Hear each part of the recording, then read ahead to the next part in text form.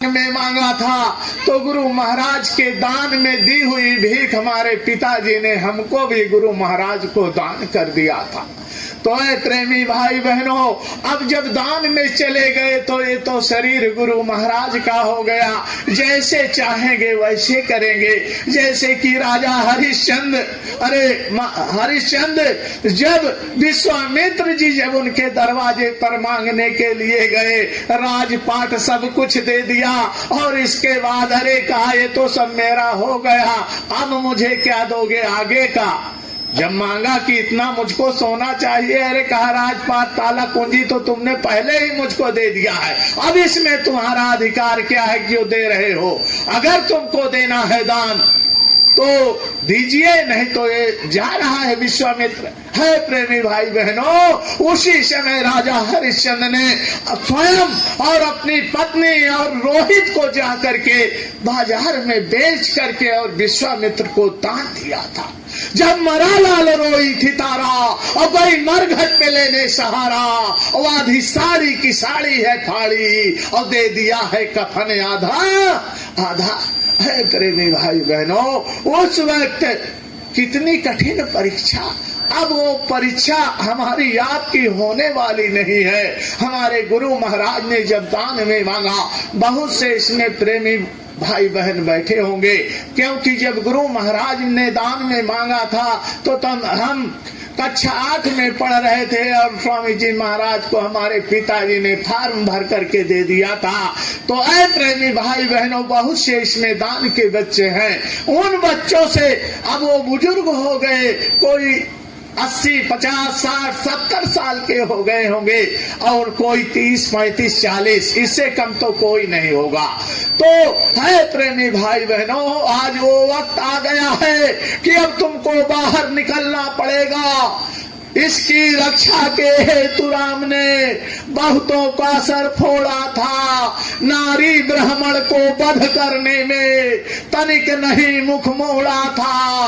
मर्यादा धर्म विनाशक रावण और अपने कुल को संहारा था। जब इसकी रक्षा के लिए कोई नहीं आया साधु महात्माओं ने, तो बाबा जी ने अपने साधुओं को तैयार किया, टाट बोरा पहना करके और उनको आवाज लगा दी कि उठो साधुओं, अब जगत को जगा दो और इन्हें प्रेम भक्ति का मार्ग सिखा दो।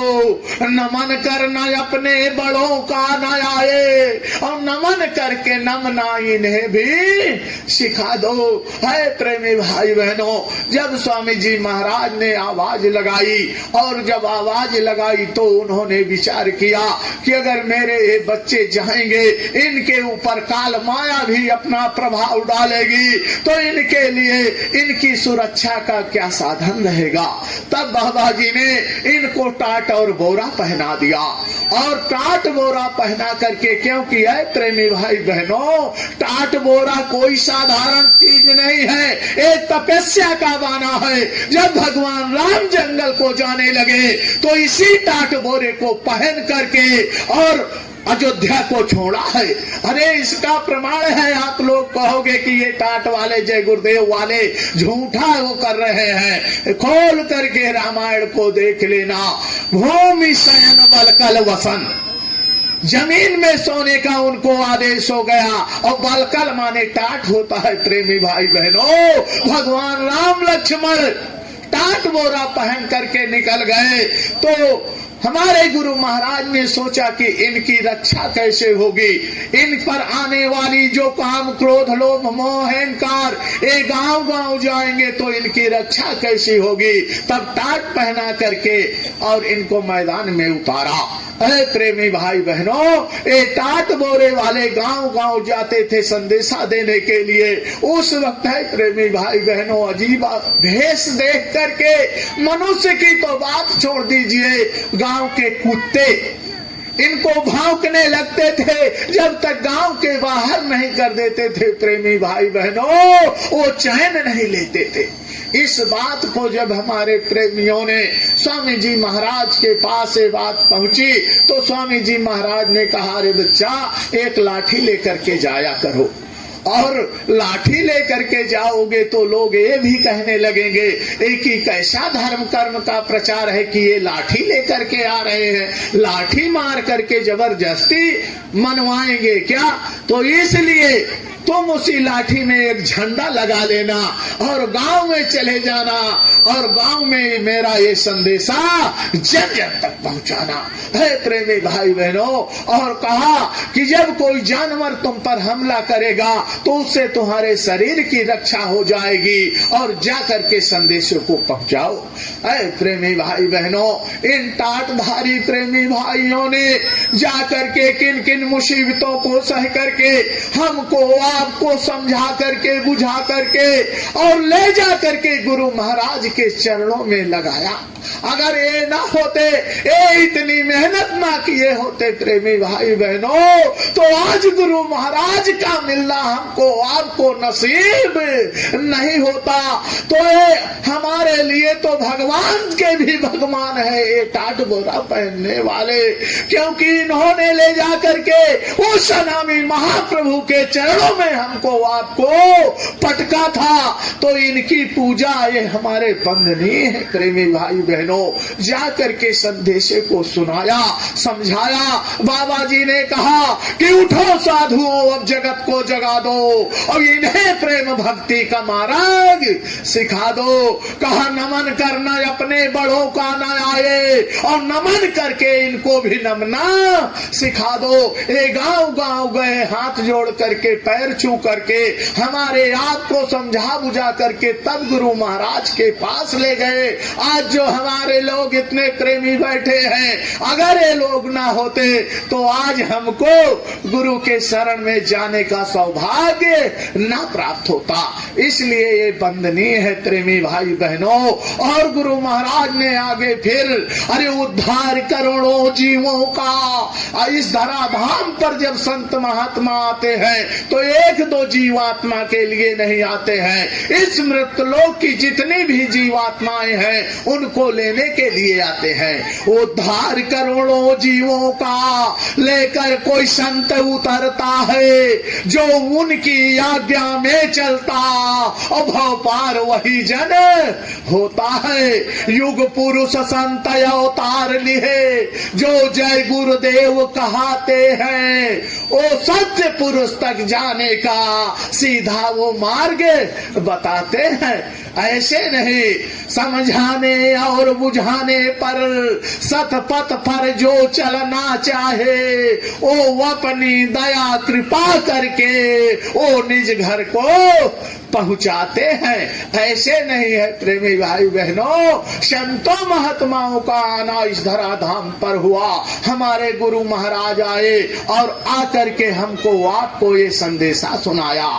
अरे जो उनकी आज्ञा में चलेगा, उनके संदेशों को सुनेगा, उस जीवात्मा का कल्याण हो जाएगा। है प्रेमी भाई बहनों। अरे समझाने और बुझाने पर सतपथ पर जो चलना चाहे और पर वो कैसे चल पाएगा। आवाज बिगड़ी समाज की सब राहें, दिन रात एक करके केवल पैसा धन धाम कमाते हैं और पैसा जैसा मिले उन्हें हर छल बल से करवाते हैं। आज गुरु महाराज हमको आपको गांव गांव भेज करके प्रेमी भाई बहनों विचार करो वह ग्रामवासियों कि आज जय गुरुदेव वालों की क्या पड़ी है कि गांव गांव में जाकर के हाथ जोड़ करके आपके पैर छू करके आपको ये भंडारे चला करके सारी व्यवस्थाओं को दे करके और कहते हैं कि बाबा जी का कहना है। क्या जरूरत पड़ी है इनको, इनके भी काम है खेती बाड़ी दुकान दफ्तर का। अरे समझाने और बुझाने पर सतपथ पर जो चलना चाहे पर वो कैसे चल पाएगा।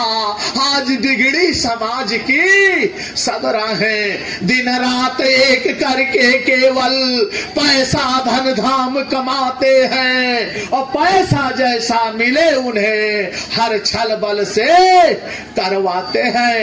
ऐ प्रेमी भाई बहनों, आज क्या दुर्दशा है हमारे देश की। अरे माता पिता गुरु से विमुख करें अधार्मिक नीति, अधार्मिक सामाजिक संसार की सब छोड़ चले वो रीति।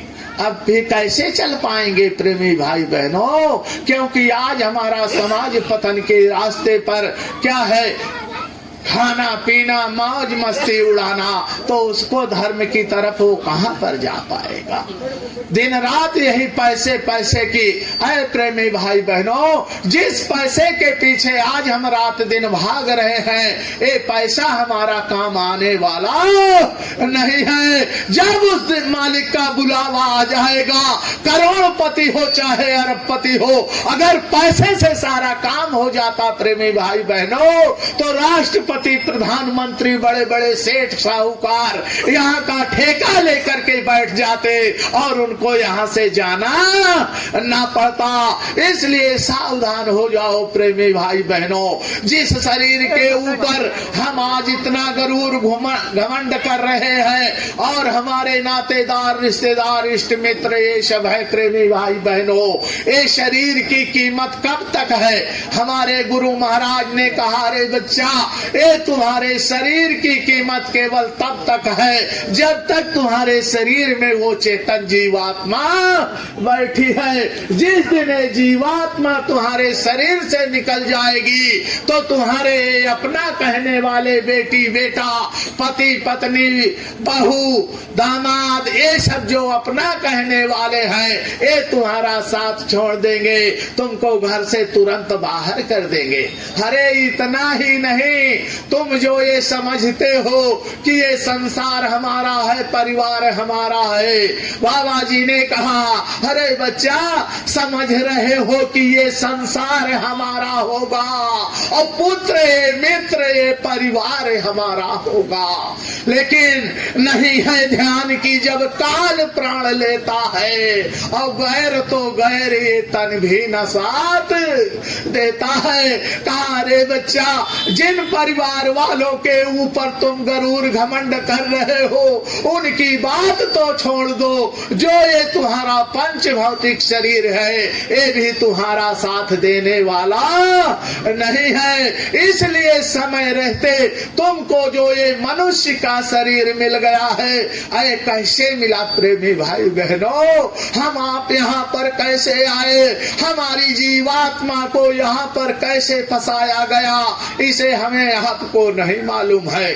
जब संतों के सत्संग में जाओगे, उनके सत्संग को सुनोगे, तब समझ में आएगा, ऐसे समझ में आने वाला नहीं है। जब संतों के शरण में जीवात्मा पहुंची और उनसे प्रार्थना विनती किया कि जय जय जय गुरुदेव जी, सदगुरु संत कृपाल और हम जीवों का नाथ मम, और सभी बताओ हाल, कौन हमारो धाम है और कौन हमारो बाप, और भूले भटके जीव का और भरम मिटाओ आप। गुरु के शरण में जब जा करके जीवात्मा तड़प करके रो करके विनती प्रार्थना करती है, ऐ प्रेमी भाई बहनों, हंस हंस कंत न पाइया और जिन पाया तिन रोए, और हंसी खुशी जो कंत मिले तो कौन दुहागिन होए।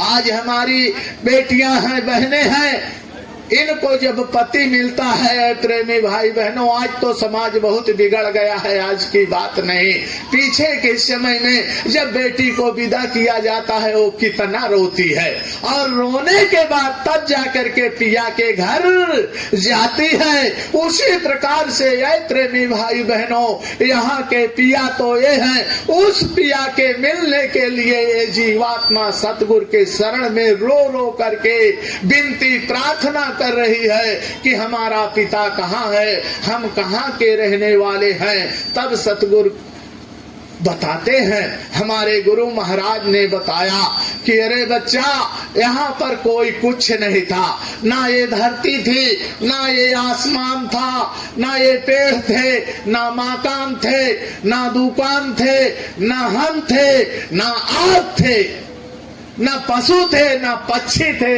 अरे प्रेमी भाई बहनों, तब क्या था? गुरु महाराज ने बताया, आप लोगों ने भी सुना होगा। हम गुरु महाराज की बातों को याद दिलाने के लिए आए हैं। स्वामी जी महाराज ने कहा था कि एक अनीह अनामा और आदि सच्चिदानंद प्रभु धामा, केवल वो एक पड़े पड़े सतपुरुष अकेला और संत सूरत को करत है खेला।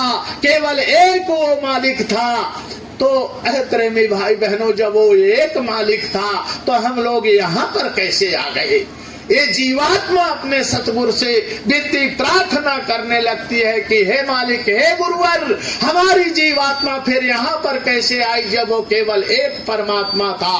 तब गुरु महाराज ने अपने सत्संग में बताया, प्रेमी भाई बहनों, कि अरे बच्चा, जिनको तुम त्रिलोकीनाथ कहते हो, उस मालिक की मौज हुई तो उनके 16 पुत्रों को इस धराधाम पर भेजा। 16 पुत्र हुए, उनमें से 5 का भेद संतों ने खोला और 11 को गुप्त कर दिया। अब वो जीवात्मा जब यहाँ पर आई, सबसे छोटे पुत्र जिनको हम आप लोग त्रिलोकीनाथ कहते हैं, संत महात्मा उनको कुछ और कहते हैं, वो अधिकार हमको नहीं है प्रेमी भाई बहनों बताने का। जब गुरु महाराज, हुजूर महाराज जी का आप सत्संग सुनोगे तो वो मालिक का नाम क्या है वो बताएंगे। और इसी को संतों ने संसार को बताने के लिए कहा, ज्योतिष स्वरूप। उनका रूप कैसा है? ज्योतिष स्वरूप। जैसे हम आप अपने घरों में दीपक जलाते हैं, तो जब वो छोटे पुत्र यहाँ पर आए तो उनके अंदर एक हिलोर पैदा हुई, उनके अंदर विचार आया।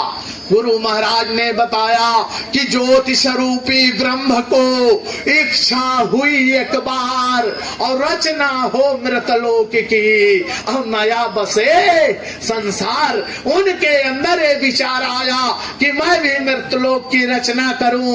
और यहाँ पर जीवात्माओं को तब विचार करने लगे कि बिना जीव रचना नहीं और मम निर्मित संसार, अब घोर तपस्या मैं करूं तब मिले जीव भंडार।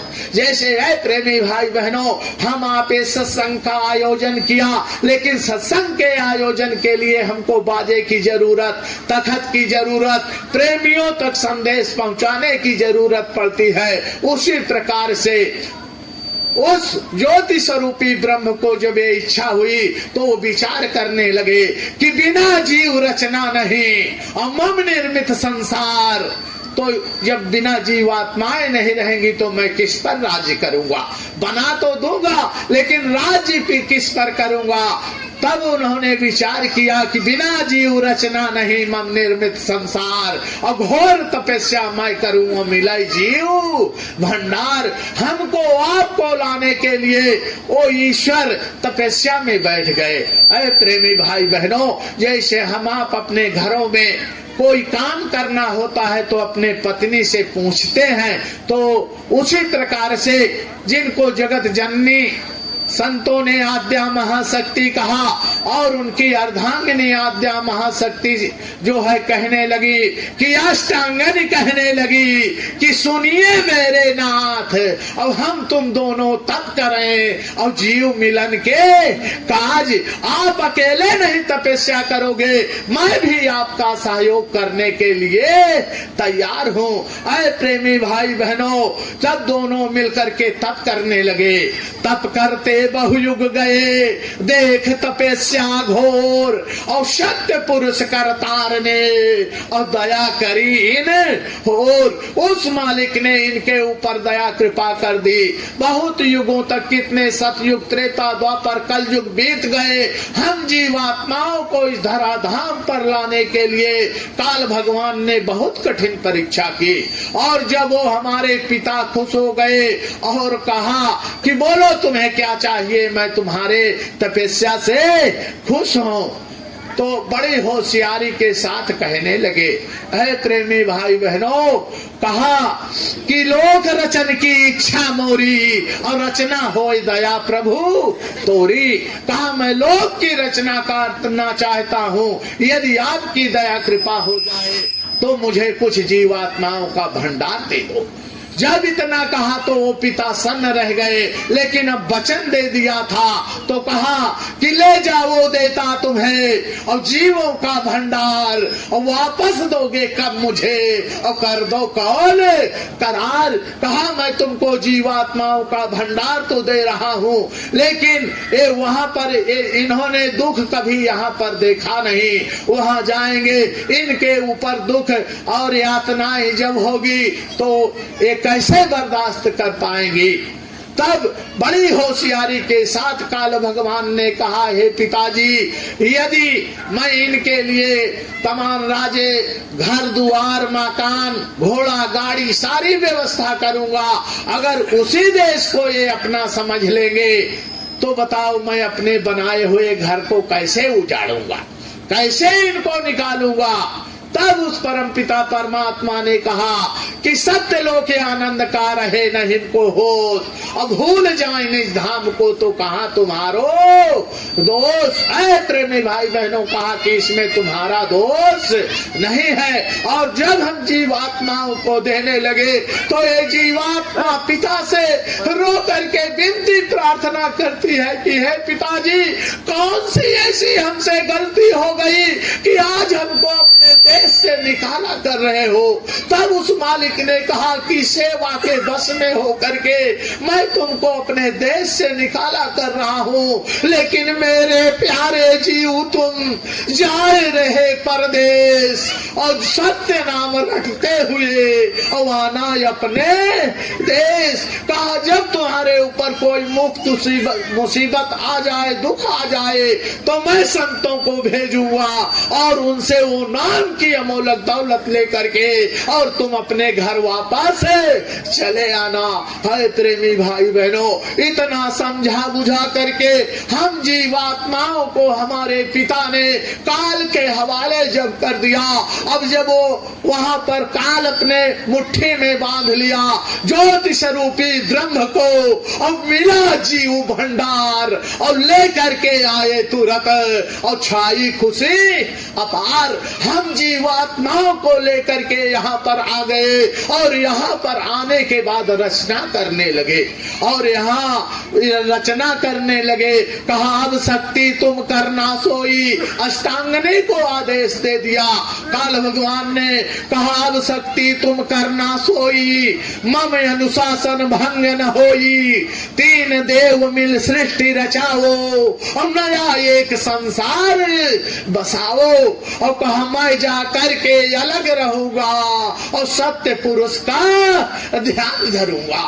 आद्या महाशक्ति जिसको आज हम नव दुर्गा कहते हैं, इनको आदेश दे करके काल भगवान ने कहा कि मन करतूत नए पहचाने और इसी देश को अपना जाने। कहा ये इसी को जाने, ऐसा तुम प्रपंच जाल फंसा करके इनको रखना। कहा पलंग अष्ट परमाण है ज्योति ब्रह्म का देश, अब इसका भेद न जानते और ब्रह्मा विष्णु महेश। क्योंकि जा करके प्रेमी भाई बहनों वेदों को खोल करके देख लेना। जब ब्रह्मा जी तपस्या में बैठे, कहा तुमने कुछ देखा? कहा अरे जहां तक देखा वो तो देखा, लेकिन इसके आगे और कुछ है, नेति नेति जहां तक मैं नहीं पहुंच सका। अब यहाँ पर जीव आत्माओं का जब भंडार दे दिया गया, अब यहाँ पर रचना करने लगे। कैसी रचना करते हैं? वो तीनों देव को उत्पत्ति करके ब्रह्मा विष्णु महेश को लेकर के इनकी माता आद्या महाशक्ति अब सृष्टि की रचना करने लगी।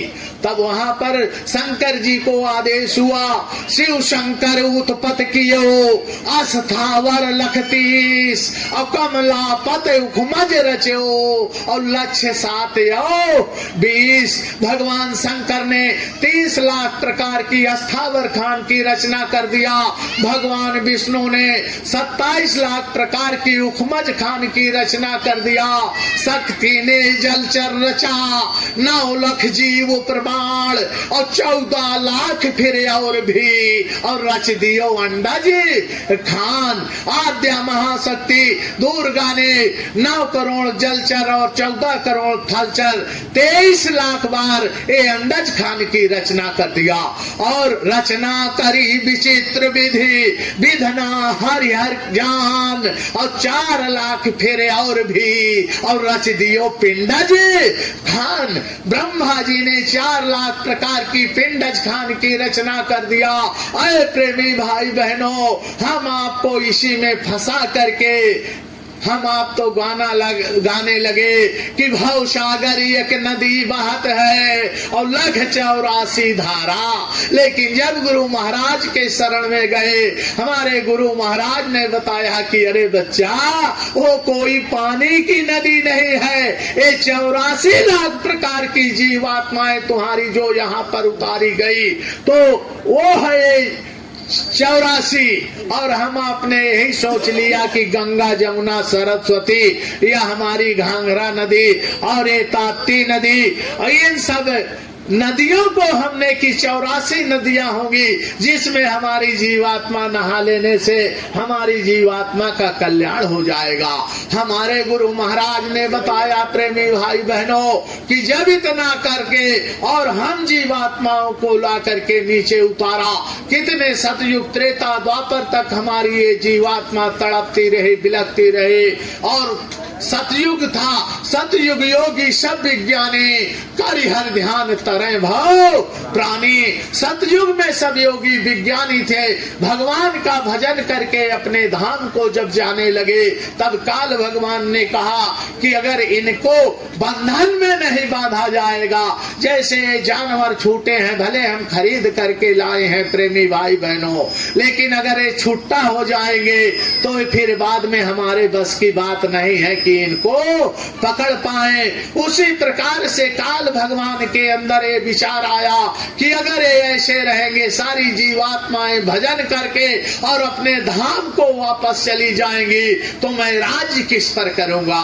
तब उन्होंने यहाँ पर फिर विस्तार करना शुरू कर दिया, माया को बुलाया प्रेमी भाई बहनों, और माया को कहा कि रच माया तुम करना सोई मम अनुशासन भंग न होई।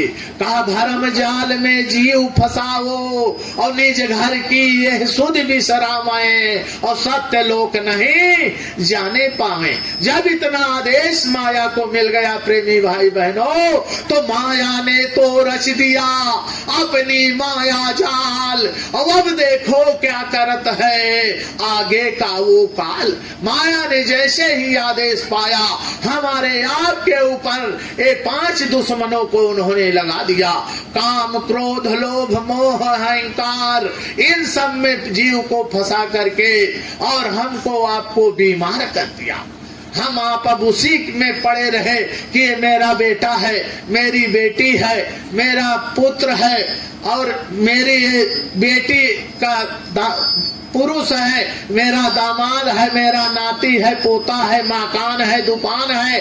इन्हीं सब चक्करों में हमको माया ने ऐसे जकड़ लिया कि जिस काम के लिए इस धराधाम पर आए हैं, हमारे गुरु महाराज ने कहा बच्चा वो तो बहुत पीछे छूट गया। और फिर इसके बाद ऐसे ही नहीं, कर्मों के बंधन में हमको आपको बांध करके और कहा जाओ चाहे अच्छा कर्म करो चाहे बुरा कर्म करो, तुमको कर्म करने का अधिकार है। ऐ प्रेमी भाई बहनों, हमको जब छूट मिल गई, हम अच्छा भी करने लगे, बुरा भी करने लगे, हमारी जीवात्मा यहाँ कर्म कर्जे में फंस गई और अपने वतन को वापस नहीं जा पाई। तो जब ये जीवात्माएं वहां नहीं जाने लगी, तो उस परमपिता परमात्मा ने यहाँ संतों को भेजा।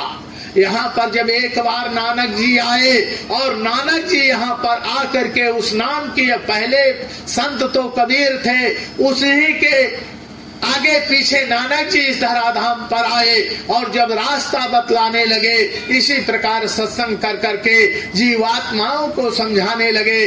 तो एक दिन की बात है प्रेमी भाई बहनों, उनका एक शिष्य बहुत लापरवाह था। जैसे हमको आपको गुरु महाराज बराबर समझाते रहते हैं, लेकिन गुरु की आज्ञा का पालन हम नहीं करते हैं, उसी प्रकार एक उनका बहुत बिगड़ायल शिष्य था। वो उनकी बातों का ध्यान नहीं दिया करता था और जब उसकी सांसों की पूंजी खत्म हुई, अरे प्रेमी भाई बहनों, वो सीधे नरक में चला गया।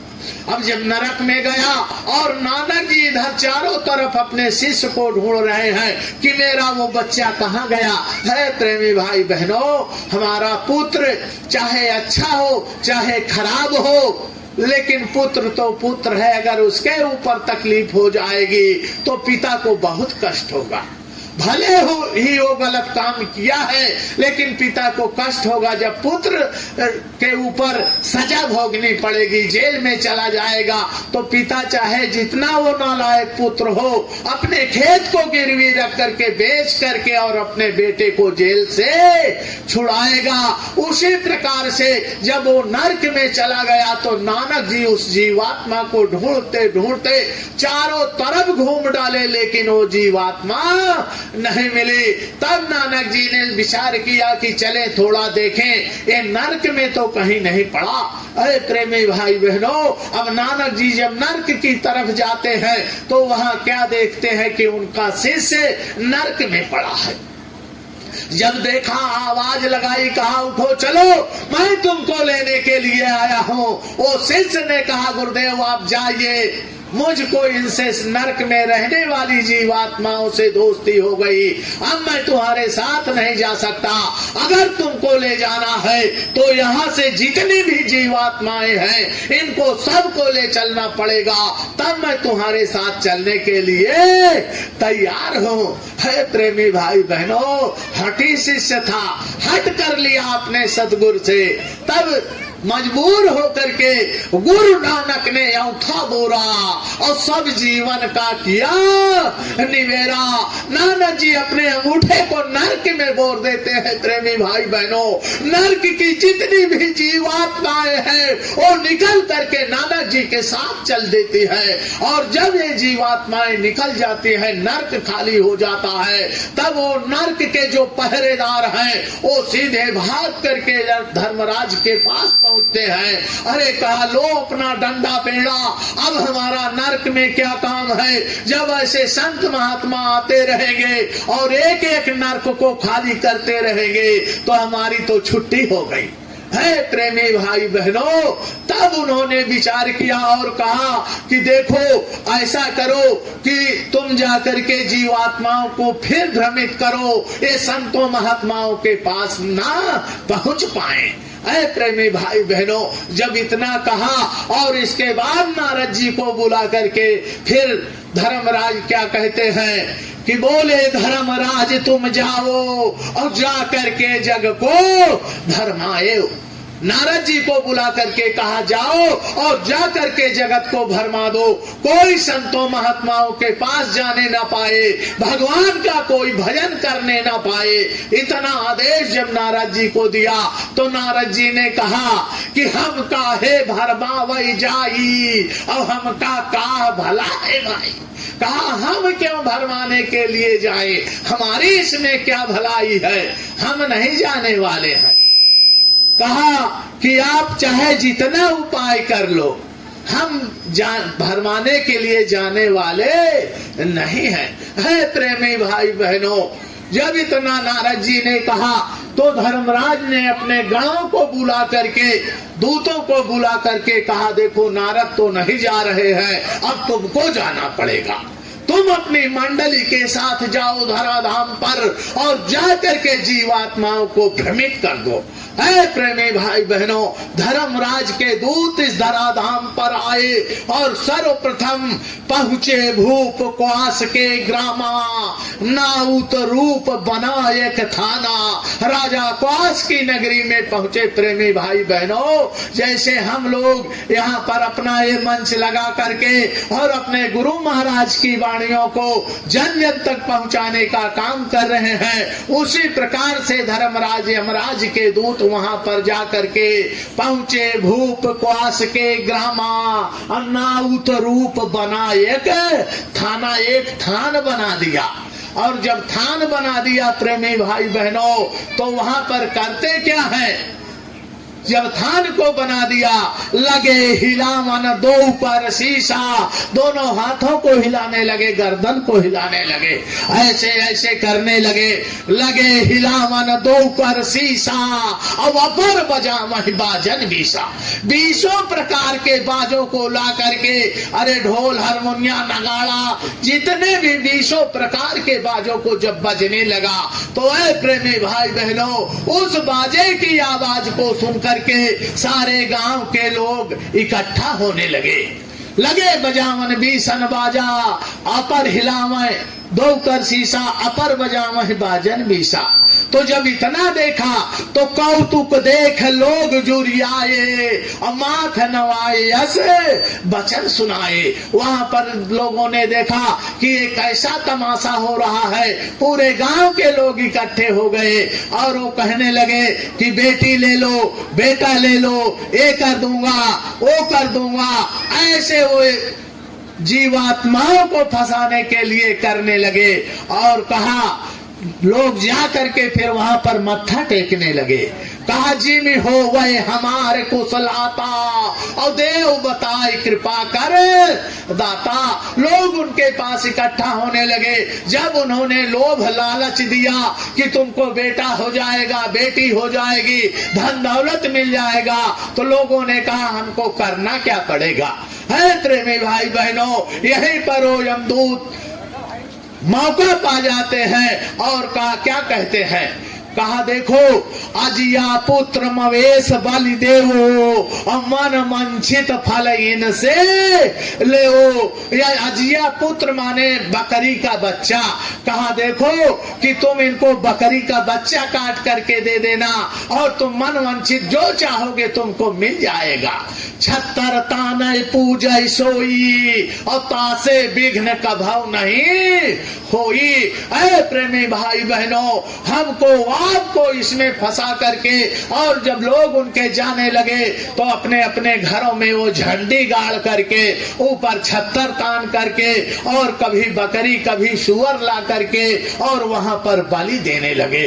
और जब बलि देने लगे तो सारी जीवात्माएं जब पाप कर्म करने लगी तो सीधा नरक का रास्ता खुल गया प्रेमी भाई बहनों। और जब यहाँ पर ऐसा हुआ तो यही विध जग भर माई के, और पूरे अमदूत, और सोई रीति संसार माँ, अब आ जाओ कहाँ ये सूद। उसी रीत को हम आप लोगों ने पकड़ करके करने लगे और सारे बिल्कुल नरक का रास्ता खुल गया प्रेमी भाई बहनों। तो इसलिए जब जीवात्माएं संतों महात्माओं के पास नहीं जाने लगी, तब हमारे गुरु महाराज ने कितनी कठिन तपस्या करके बुंदेलखंड की जंगलों में वो साधना करके, और अपने भारतवर्ष काशी की नगरी से, बम भोले की नगरी से उस समूलक दौलत को लुटाने के लिए पैदल पैदल गांव में जाने लगे। स्वामी जी महाराज सर्वप्रथम 5 लोगों को वो प्रभु प्राप्ति का कि ये सारी जीवात्माएं फंस जाएंगी, तब उन्होंने 5 लोगों को वो भगवान से मिलने का रास्ता बतलाया। और इसके बाद अपने गुरु महाराज गांव गांव जाते थे आज हम लोगों के लिए मंच सजता है, हम लोग आते हैं, लेकिन याद करो प्रेमी भाई बहनों, स्वामी जी महाराज गांव गांव जा करके वो जो बगिया आज हरी भरी है, इस बगिया के पेड़ को लगाने के लिए कैसे जनों से सींच करके एक एक जीवात्माओं को पकड़ा। जा करके कभी पैदल स्वामी जी महाराज 200 मील प्रतिदिन साइकिल चला चला करके और सारी जीवात्माओं को पकड़ने का काम किया है। आज हम आप लोग, हमारे आपके मोटरसाइकिल हो गई और 40-50 किलोमीटर पर, 20 किलोमीटर पर यदि कहीं सत्संग है तो हमारा मन धोखा दे जाता है, हम मोटरसाइकिल से नहीं जा पाते हैं। याद करो गुरु के संघर्ष को, साइकिल चला चला करके 50-50 मील, 100-100 मील एक एक दिन में जा करके गुरु महाराज ने और हमको आपको जगा करके उस नाम की अमोलक दौलत को दिया है।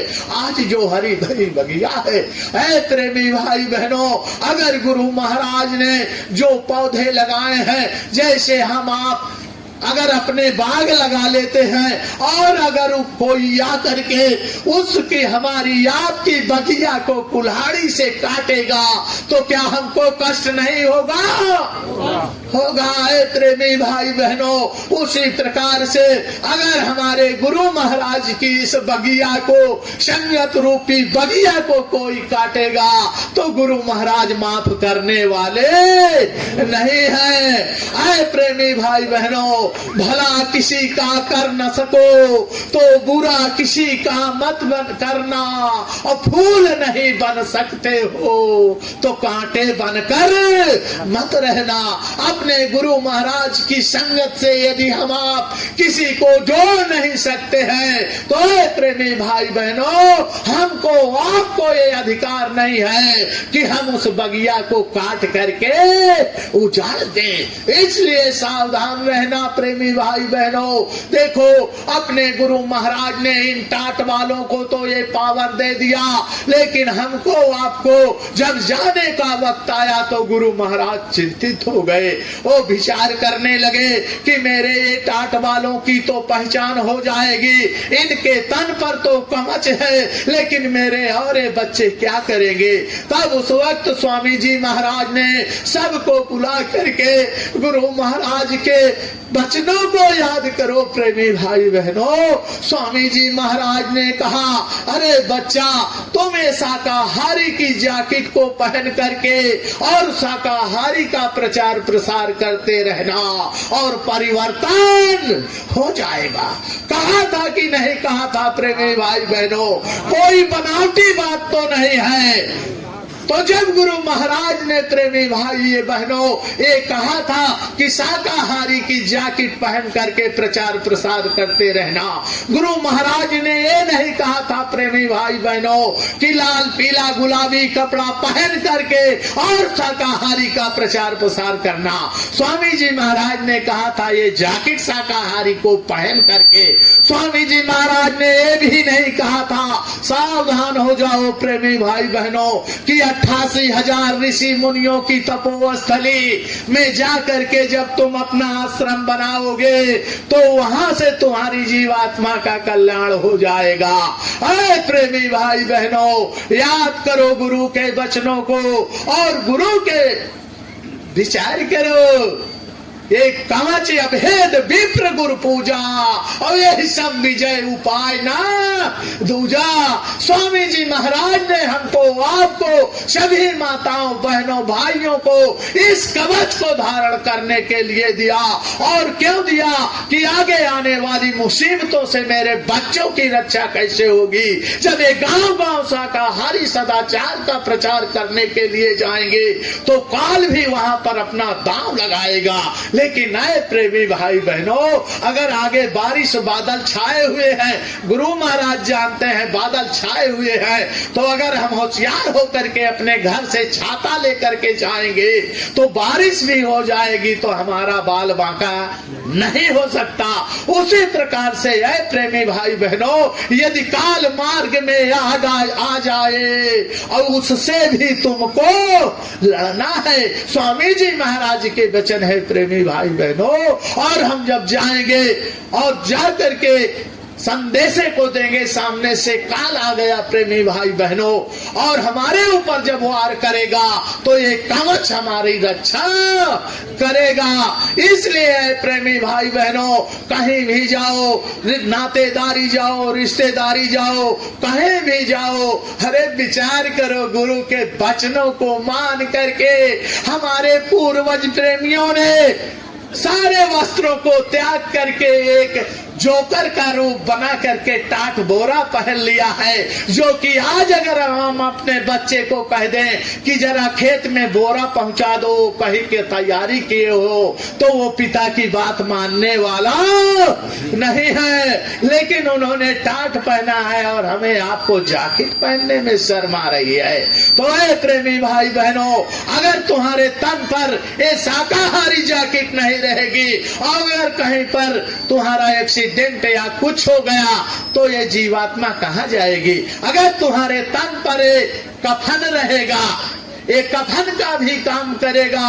अगर हम शाकाहारी का प्रचार प्रसार करते करते अगर हमारे शरीर से जीवात्मा निकल जाएगी प्रेमी भाई बहनों, तो वहां पर जरूर रहेगा, इसमें लिखा रहेगा कि बाबा जी का कहना है शाकाहारी रहना है, मरते दम तक, अंतिम समय तक प्रेमी भाई बहनों हमारा ये शरीर शाकाहारी का प्रचार प्रसार करता रहेगा।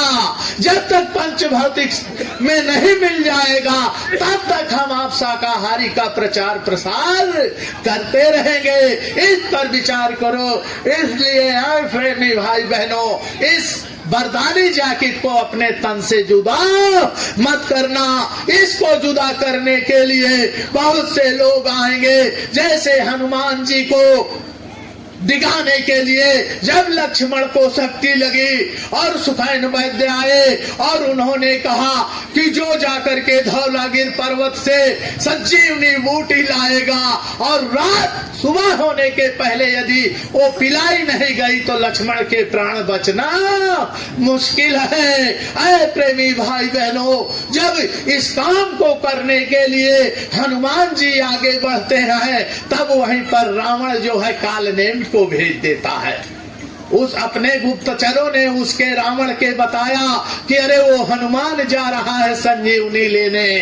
तब कालनेम को भेज करके और वहीं पर वो साधु का भेष बना करके और वहीं पर हनुमान जी का टाइम बर्बाद करने लगा।